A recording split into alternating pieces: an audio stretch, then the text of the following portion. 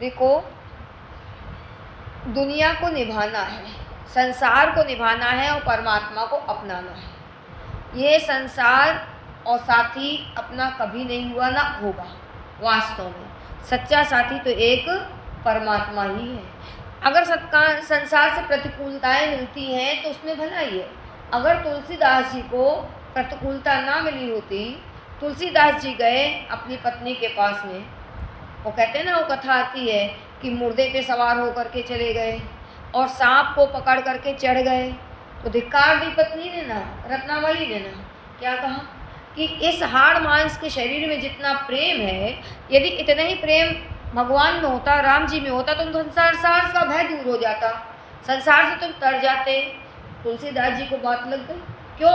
तो ये प्रतिकूलता में उन्होंने अनुकूलता निकाल ली, अनुकूलता बना ली और वो तुलसीदास बन गए। आज दुनिया में उनकी लिखी हुई रामायण पढ़ी जा रही है, जो आदर्श दिए उनका फॉलो किया जा रहा।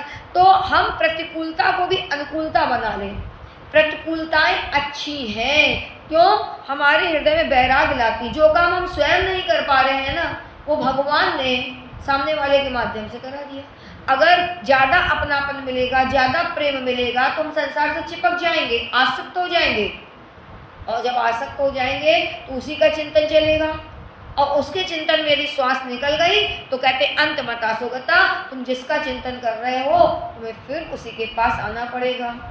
कर्मों के अनुसार कोई ना कोई रूप धर करके, चाहे मनुष्य बन करके आओ, चाहे कुत्ता बिल्ली बन करके आओ, जैसे कर्म किए वैसा उसी के पास में आओगे। ये जन्म मरण का चक्कर कभी छूटने वाला नहीं है।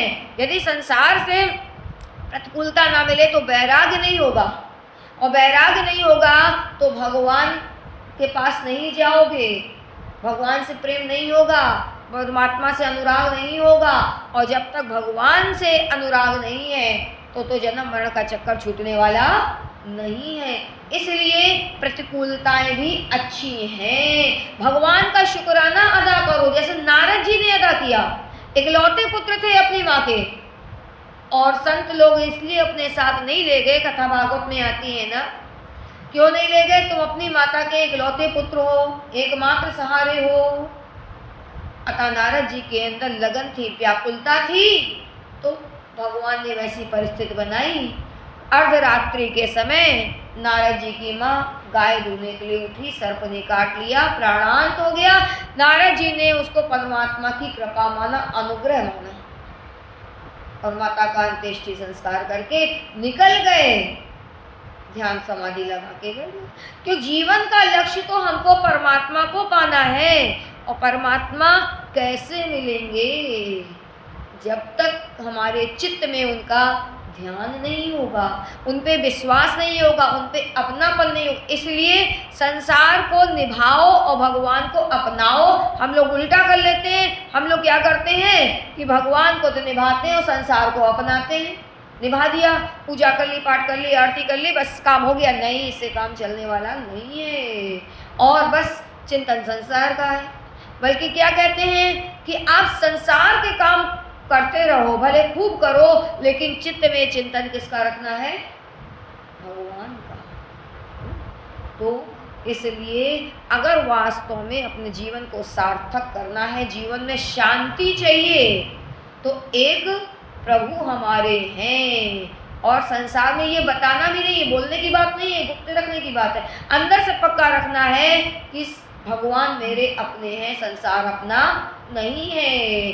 अपना होता तो हमारी इच्छा अनुसार चलता, हम जब कहते तब छोड़ता, लेकिन सबकी श्वास पूरी हुई, हिसाब किताब पूरा हुआ तो चलता बनता है ना। तो कहाँ अपना है?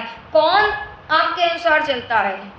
आप संसार के मन की करोगे तो आपके अनुसार चलेगा, संसार की इच्छा आपसे पूरी नहीं होगी तो प्रतिकूल हो जाएगा, तो खुश नहीं होगा। इसलिए दुनिया को खुश करने के चक्कर में मत पड़ो। खुश करना है तो केवल अपने भगवान को खुश करो।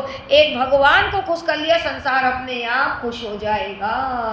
कहते हैं उसकी राजी में जो रजामंद है उसे हरदम आनंद ही आनंद है। तो अगर संसार है किसका? भगवान का ही तो अंश है।